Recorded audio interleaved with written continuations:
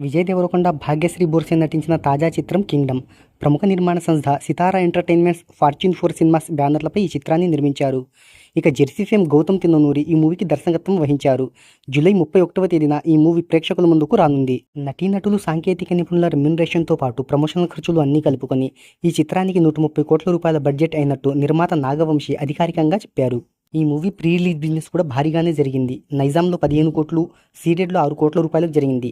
ఇక Andhra theatrical rights 15 కోట్ల రూపాయలకు జరగగా తెలుగు రాష్ట్రాల్లో 36 కోట్ల రూపాయలకు బిజినెస్ జరిగినట్టు ట్రేడర్ వర్గాలు చెప్తున్నాయి. ఇక తెలుగు రాష్ట్రాల బిజినెస్ వివరాల్లోకి వెళ్తే కర్ణాటక రేట్స్ 3.5 కోట్లు, ఇతర రాష్ట్రాల్లో 4 కోట్లు, ఓవర్సీస్లో 10 కోట్ల రూపాయల బిజినెస్ జరుపుకున్న ఈ చిత్రం వరల్డ్ వైడ్గా 54.5 కోట్ల రూపాయల బిజినెస్ జరుపుకుంది. ఈ మూవీ బ్రేక్ ఈవెన్ కావాలి అంటే 56 కోట్ల రూపాయల షేర్ను, 112 కోట్ల రూపాయల గ్రాస్ వసూలను రాబట్టాలి. ట్రైలర్ ప్రమోషన్స్తో ఈ మూవీపై భారీ బజ్ అనేది ఏర్పడింది. ఇక విజయ్ దేవరకొండ కెరీర్లో రికార్డు స్థాయిలో ఓపెనింగ్స్ నంబర్స్ని పెట్టవచ్చని ట్రేడ్ వర్గాలు చెప్తున్నాయి. మరి చూద్దాం ఈ మూవీ రిలీజ్ అయిన తర్వాత ఎలాంటి నంబర్స్ని పెడుతుందో.